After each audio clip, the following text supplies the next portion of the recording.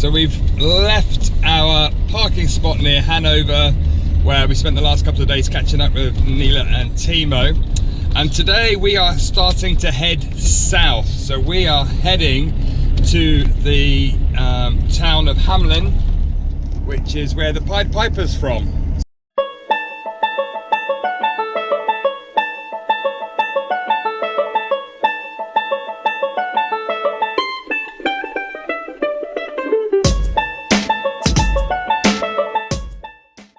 Yeah, we're slowly heading towards Frankfurt, heading south, and it will be nice to chase the weather a little bit because it's just starting to turn.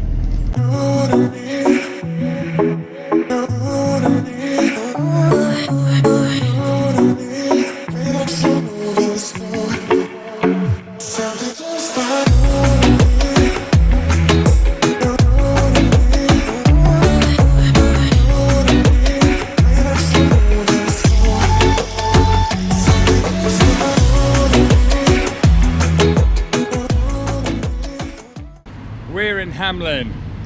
The Pied Piper of Hamelin's home. So we've just been into the tourist information centre behind us. We've picked up our handy map. Free. Which was free, and we're going to go and show you guys a walk around the town of Hamelin. Yay! And the sun is shining, so let's go and have a look.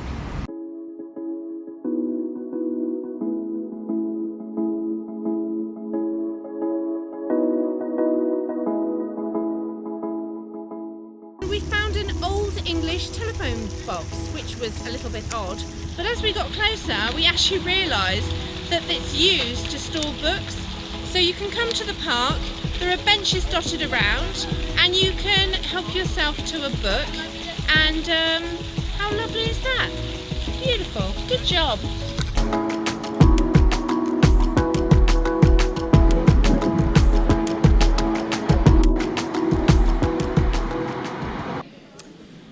When you're at the information centre, just outside there are some white painted rats on the floor which will help you find the information office.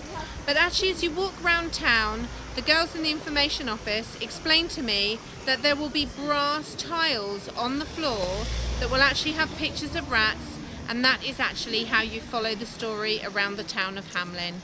So let's go follow some rats.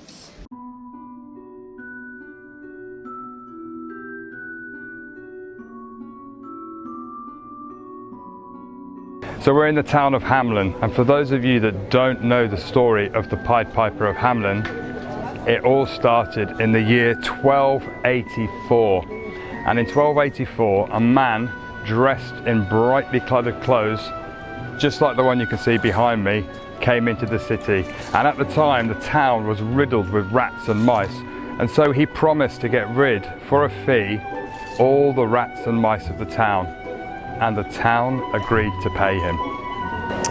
So this man, dressed in brightly coloured clothing, stood in the centre of town and put his pipe to his lips.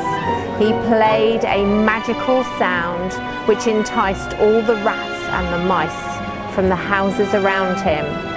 And once he was certain that all the mice and all the rats from the town were around him, he then started to march towards the river. So after all the rats were following him, he marched down to this river behind us, walked into the river and drowned all the rats. But there's a catch, because when he headed back into town, the officials of the town refused to pay him.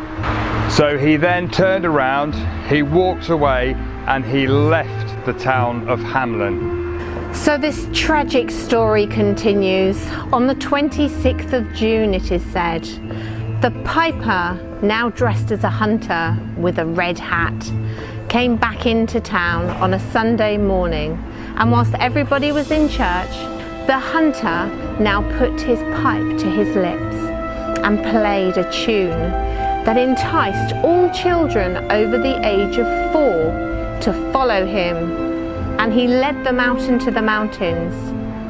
The only children that remained were all the children under age 4 and also one very slow child who was running around trying to find his coat before he went off with the hunter, and so therefore he was late and therefore survived. Only 2 children that followed him survived.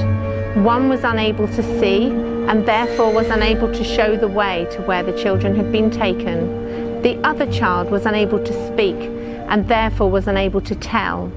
But all 130 children were taken off into the mountains and disappeared forever.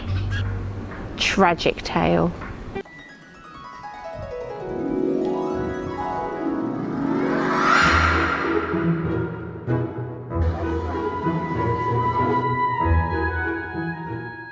So right in the centre of the square of Hamelin, as you walk through, there is a beautiful square with lots of beautifully decorated buildings behind me.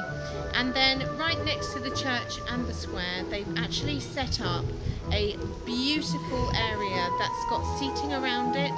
So they obviously do open air plays, and it is actually the beginning of Oktoberfest as well. So I believe entertainment is put on in the town. So obviously nighttime here would be great.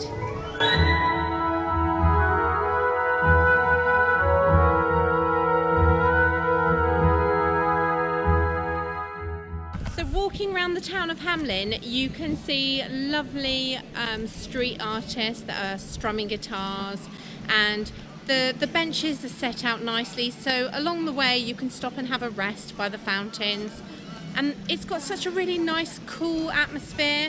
A lot of the tourist towns are really busy and a bit hectic, but this one's got a really pleasant feel, and everything is picture postcard. It's just so pretty.